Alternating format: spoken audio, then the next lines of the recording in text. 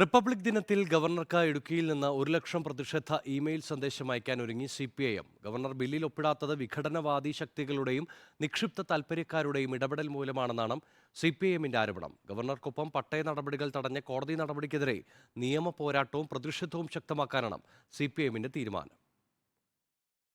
ഇടുക്കി ജില്ല രൂപീകൃതമായതിന്റെ 52ാം വാർഷികം കൂടിയാണ് ജനുവരി 26. അന്നു മുതൽ നിലനിൽക്കുന്ന ഭൂപ്രശ്നങ്ങൾക്ക് പരിഹാരം കാണാൻ കഴിയുന്ന നിയമ ഭേദഗതി ബില്ല് ഗവർണർ ഒപ്പിടാതെ വൈകിപ്പിക്കുന്നതിനെതിരെ പ്രതിഷേധവുമായി മുന്നോട്ടു പോകുന്നതിനൊപ്പമാണ് റിപ്പബ്ലിക് ദിനത്തിൽ 1,00,000 പ്രതിഷേധ മെയിലുകൾ അയക്കാൻ CPIMന്റെ തീരുമാനം. ജനുവരി 26 ഇടുക്കി ജില്ല രൂപപ്പെടുത്തിയിട്ട് 52 വർഷക്കാലം തികയുന്ന ജന്മദിനത്തിൻ്റെ അന്ന് 1,00,000 ഇമെയിൽസ് അയക്കുക. ഇടുക്കി ജില്ലയിലെ എല്ലാ ജനങ്ങളെ പ്രതിഷേധം അദ്ദേഹത്തെ അറിയിക്കുക എന്ന ലക്ഷ്യത്തോടു കൂടിയാണ്. അതിൻ്റെ ഭാഗമായിട്ടാണ് അയക്കാൻ തീരുമാനിച്ചുള്ളത്. ശക്തമായ പ്രതികരണം ഇക്കാര്യത്താണ്. ചട്ടഭേദഗതിയിലൂടെ പ്രശ്നം പരിഹരിക്കാമെന്ന ചിലരുടെ വാദം പൊളിഞ്ഞിരിക്കുകയാണ്. ചട്ടത്തിലുണ്ടായ ഭേദഗതി മുൻനിർത്തി നൽകിയ ഹർജിയിലാണ് നിലവിൽ 64 ചട്ടപ്രകാരമുള്ള പട്ടയങ്ങളുടെ നടപടികൾ താൽക്കാലികമായി കോടതി തടഞ്ഞിരിക്കുന്നത്.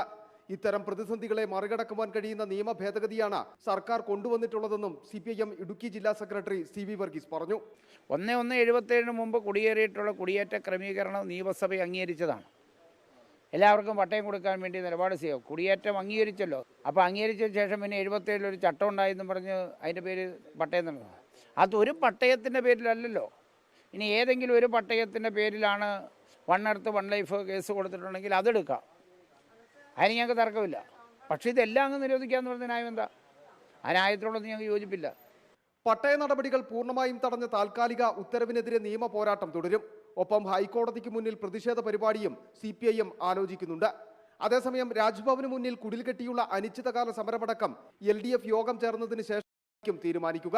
ഗവർണർക്കെതിരെയുള്ള പ്രതിഷേധം ശക്തമാക്കുന്നതിനൊപ്പം ഭൂനിയമ ഭേദഗതി ബില്ലിന്റെ പ്രാധാന്യം എത്രത്തോളമെന്ന് CPIM ചൂണ്ടിക്കാണിക്കുന്നത് 64ലെ ചട്ടപ്രകാരമുള്ള പട്ടയ നടപടികൾ താൽക്കാലികമായി റദ്ദു ചെയ്ത ഹൈക്കോടതിയുടെ ഉത്തരവാണ്. ഇതിനെതിരെയും പ്രതിഷേധം ശക്തമാക്കാനാണ് CPIM തീരുമാനം.